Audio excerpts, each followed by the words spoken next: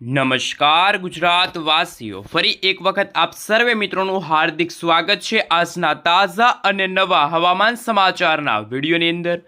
મિત્રો, આજે થઈ છે 22મી માર્ચ અને વાર થયો છે રવિવાર અને રજાનો વાર। ઘરની બહાર નીકળતા પહેલા ગુજરાત વાસીઓ થઈ જાજો તૈયાર, કારણ કે ભર ઉનાળે જામ્યો છે ચોમાસા જેવો માહોલ। જી હા દર્શક મિત્રો, છેલ્લા 2-3 દિવસથી ગુજરાતના વાતાવરણમાં અસ્થિરતા જોવા મળી છે, ત્યારે ગુજરાતના જાણીતા હવામાન નિષ્ણાત અંબાલાલ પટેલ અને પરેશભાઈ ગોસ્વામીની સૌથી મોટી ચિંતાજનક સમાચારને લઈને સૌથી ખતરનાક આગાહી સામે આવી છે। મિત્રો, તમે જોઈ શકો છો, ગુજરાત ઉપર ફરી એકવાર નવા વરસાદના રાઉન્ડને લઈને ફરી એકવાર માવઠું ગુજરાતમાં ભૂકા બોલાવશે। ભર ઉનાળા દરમિયાન નવી વરસાદી સિસ્ટમ સક્રિય થતા ગુજરાતના ઉત્તર ગુજરાતના ફરી એકવાર ખેડૂતો થઈ જાજો તૈયાર। ખાસ કે મિત્રો, ગુજરાતમાં હવે ઉનાળો શરૂ થવા જઈ રહ્યો છે અને ઉનાળુ વેકેશન શરૂ થવા જઈ રહ્યું છે, ત્યારે આ વાતાવરણમાં આવેલી અસ્થિરતાના કારણે હવામાન વિભાગ તરફથી આગામી 3 કલાક માટે ગુજરાત રાજ્ય માટે એલર્ટ જાહેર કરી દેવામાં આવ્યું છે। મિત્રો, તમે જોઈ શકો છો, ફરી એકવાર કાળા ડિબાંગ વાદળોની વચ્ચે મેઘરાજા આજે મન મૂકીને વરસવાના છે। આંધી, તુફાન, વંટોળ સાથે આજે અત્યંત ભારે પવનો ફૂંકાશે। ગુજરાતમાં ફરી એકવાર 30થી લઈને મિત્રો 40 કિલોમીટર પ્રતિ કલાકની ઝડપે તોફાની પવનો ફૂંકાશે। ફરી મિની વાવાઝોડાની આગાહી વ્યક્ત કરવામાં આવી છે। મિત્રો, તમે જોઈ શકો છો, અત્યારે પાકિસ્તાન લાગુના વિસ્તારથી લઈને ઓમાનના વિસ્તારથી લઈને હવે ગુજરાત તરફ એક નવી સાયક્લોનિક સર્ક્યુલેશન વાળી મજબૂત વરસાદી સિસ્ટમ ધીમી ગતિએ આગળ આવતી જોવા મળી છે। ગુજરાતમાં મિત્રો 25 એપ્રિલથી લઈને આગામી 25 માર્ચથી લઈને 7 એપ્રિલ સુધી ગુજરાતમાં કમોસમી વરસાદ માવઠાને લઈને અંબાલાલ પટેલે પોતાની ખતરનાક આગાહી વ્યક્ત કરી છે। રાજ્યમાં છેલ્લા 3 દિવસથી વાતાવરણમાં અચાનક જ પલટો આવ્યો હતો। ગુજરાતના જુદા જુદા જિલ્લાઓમાં કમોસમી વરસાદ વરસ્યો હતો, ત્યારે હવામાન નિષ્ણાંત એવા અંબાલાલ પટેલે પણ ગુજરાત રાજ્યમાં વરસાદને લઈને માવઠાને લઈને પોતાની આગાહી વ્યક્ત કરી છે। અંબાલાલ પટેલના જણાવ્યા મુજબ આજ રોજ ગુજરાતના ઉત્તર ગુજરાત, ખાસ કરીને સૌરાષ્ટ્રના દરિયાઈ કાંઠાના ભાગોમાં પણ વીજળીના ચમકારા સાથે કડાકા ભડાકા સાથે ધોધમાર વરસાદ જોવા મળશે। અંબાલાલ પટેલે જણાવ્યું છે કે 25 માર્ચથી લઈને મિત્રો 28 માર્ચ દરમિયાન ફરી એકવાર પશ્ચિમી વિક્ષેપના કારણે સમગ્ર ગુજરાત રાજ્યમાં વાદળિયું વાતાવરણ રહેશે। ત્યાર પછી મિત્રો 8 એપ્રિલથી લઈને 10 એપ્રિલ સુધી ફરી એકવાર નવું પશ્ચિમી વિક્ષેપના કારણે ગુજરાતનું વાતાવરણ બદલાશે અને એપ્રિલ મહિનાની અંદર પ્રી મોન્સૂન એક્ટિવિટી થવાની સાથે આ વર્ષે પ્રી મોન્સૂનની શરૂઆત ગરમીમાં વધઘટ થતી જોવા મળવાની છે। અને મિત્રો, ગુજરાતમાં ફરી એકવાર આંધી, તુફાન, વંટોળ સાથે વરસાદની આગાહી પણ અંબાલાલ પટેલે વ્યક્ત કરી છે। અંબાલાલ પટેલનું કહેવું છે કે 26 એપ્રિલ બાદ ગુજરાતમાં ગરમી અને ઉકળાટનું પ્રમાણ વધશે। અંદાજે ગુજરાતમાં 40 ડિગ્રી સેલ્સિયસ સુધીનું તાપમાન પહોંચી શકે છે, કાં તેથી વધુ પણ ગરમી પડી શકે છે। મિત્રો, અત્યારે આપણે ટેમ્પરેચર વિશે વાત કરીએ તો અત્યારે ગુજરાતનું વાતાવરણ તો થોડુંક નરમાયું છે, ગુજરાતમાં ઠંડક પ્રસરી છે, પરંતુ અંબાલાલ પટેલનું કહેવું છે કે 11 મેથી લઈને 20 મેનો જે સમયગાળો છે ત્યારે ગુજરાતમાં ફરી એકવાર વાતાવરણીય અસ્થિરતા, આંધી, વંટોળ આવશે।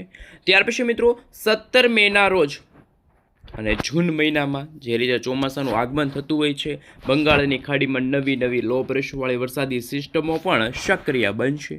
અને મિત્રો 20 એપ્રિલથી 8 જૂનનો સમયગાળો બંગાળના ઉપસાગરમાં નવી વરસાદી સિસ્ટમ સક્રિય બનશે। આ મિત્રો, ગુજરાતમાં ચોમાસાના આગમનને લઈને અત્યારે જ અંબાલાલ પટેલે પોતાની આગાહી વ્યક્ત કરી છે। સાથે અંબાલાલ પટેલે એ પણ જણાવ્યું છે કે વાવાઝોડું મિત્રો ગુજરાતને અસર કરશે। અરબી સમુદ્રમાં પણ 17 મેના સમયગાળા દરમિયાન નવી હલચલો વધશે। સાથે મિત્રો 25મી મેથી 4 જૂનના સમયગાળા દરમિયાન ગુજરાતના કેટલાક વિસ્તારોમાં, જેમાં ઉત્તર ગુજરાત, મધ્ય ગુજરાત, દક્ષિણ ગુજરાત અને સૌરાષ્ટ્રના દરિયાઈ કાંઠાના ભાગોમાં વરસાદ પડશે। ત્યાર પછી મિત્રો જૂન મહિનાની શરૂઆત સાથે અરબ સાગરના દરિયામાંથી તોફાની પવનો ફૂંકાશે અને સૌરાષ્ટ્રના દરિયાઈ કાંઠાના ભાગો, દક્ષિણ ગુજરાતના દરિયાઈ કાંઠાના ભાગો અને કચ્છના દરિયાઈ કાંઠાના ભાગોને અસર કરશે. ફરી એકવાર ગુજરાતમાં મિત્રો કમોસમી વરસાદ અને માવઠાને લઈને નવી અને નક્કોર આગાહી વ્યક્ત કરવામાં આવી છે. વર્ષ 2024નું ચોમાસું કેવું રહેશે એમને લઈને ગુજરાતના જાણીતા હવામાન નિષ્ણાંત પરેશભાઈ ગોસ્વામીએ ચિંતાજનક આગાહી વ્યક્ત કરી. એ પહેલાં મિત્રો આગામી 3 કલાક માટે ગુજરાતના કયા વિસ્તારની અંદર કેવા પ્રકારની આગાહી હવામાન વિભાગે વ્યક્ત કરી છે, નાવકાસ્ટ મોડલ વિશે વાત કરીશું. કયા વિસ્તારની અંદર હવામાન વિભાગ તરફથી યલો એલર્ટની વોર્નિંગ છે જાહેર કરી દેવામાં આવી છે. હાલ મિત્રો તમે જોઈ શકો છો અત્યારે અમદાવાદ હવામાન વિભાગ તરફથી સૌથી પહેલાં 3 કલાકની આગાહી સામે આવી, જેમાં અત્યારે કચ્છ, બનાસકાંઠા, સાબરકાંઠા, અરવલ્લી, મહીસાગર આ મિત્રો 5 જિલ્લાની અંદર હવામાન વિભાગ તરફથી યલો એલર્ટની વોર્નિંગ જાહેર કરી દેવામાં આવી છે. બાકી ગુજરાતના દરિયાઈ કાંઠાના ભાગો, દક્ષિણ ગુજરાતના દરિયાઈ કાંઠાના ભાગોમાં કોઈ પણ પ્રકારે વરસાદની શક્યતા છે એ જાહેર કરવામાં નથી આવી, પરંતુ જેમ સમયગાળો પસાર થતો જશે તેમ તેમ આ વરસાદી સિસ્ટમ આગળ આવશે અને આ વરસાદી સિસ્ટમ આગળ આવવાની સાથે ગુજરાતના મધ્ય ગુજરાત અને ત્યાર પછી દક્ષિણ ગુજરાતના વિસ્તારની સાથે સાથે સૌરાષ્ટ્રના દરિયાઈ કાંઠાના ભાગોમાં પણ કમોસમી વરસાદ જોવા મળશે. સાથે તમે મિત્રો આ વિડીયો ક્યાંથી જોઈ રહ્યા છો, તમારા ગામનું નામ, તમારા તાલુકાનું નામ, તમારા જિલ્લાનું નામ ખાસ નીચે કોમેન્ટ બોક્સમાં જરૂરથી જણાવી આપજો. તમે જ્યાં રહો છો એ વિસ્તારની અંદર શું અત્યારે વરસાદી વાતાવરણ જામી ગયું છે, શું ફરી એકવાર આંધી વંટોળ સાથે મેઘરાજા મન મૂકીને વરસી રહ્યા છે, ખાસ નીચે કોમેન્ટ બોક્સમાં જરૂરથી જણાવી આપજો. સાથે મિત્રો અંબાલાલ પટેલના જણાવ્યા અનુસાર ખેડૂતો માટે સૌથી ચિંતાજનક સમાચાર, કારણ કે ગુજરાતમાં છેલ્લા 3 દિવસથી વાવાઝોડા અને કમોસમી વરસાદના કારણે ખેડૂતોના પાકને મોટા પ્રમાણમાં નુકસાન થયું છે. ખાસ કરીને અમરેલી સહિતના જે જિલ્લાઓ છે ત્યાં મિત્રો અત્યારે ઉનાળા દરમિયાન કેસર કેરી છે, બાગાયતી પાકો તૈયાર ને ભારે નુકસાન થયું છે. ભારે પવન, વરસાદના કારણે આંબા પરના મોર ખરી પડ્યા છે. અમરેલી જિલ્લામાં ભારે વરસાદના કારણે અનેક વૃક્ષો પણ ધરાશાયી થયા હોય તેવા પણ સમાચાર સામે આવ્યા હતા. અને એવી જ રીતે મિત્રો અત્યારે જે રીતની વરસાદી સિસ્ટમ છે, પશ્ચિમી વિક્ષેપ છે, એ અત્યારે આ દિશા તરફથી આગળ આવી રહી છે. આ વાવાઝોડાના કારણે ગુજરાતના કચ્છના વાતાવરણમાં સાથે સૌરાષ્ટ્રના દરિયાકાંઠાના વાતાવરણમાં આગામી દિવસોની અંદર અસ્થિરતા છે એ જોવા મળશે.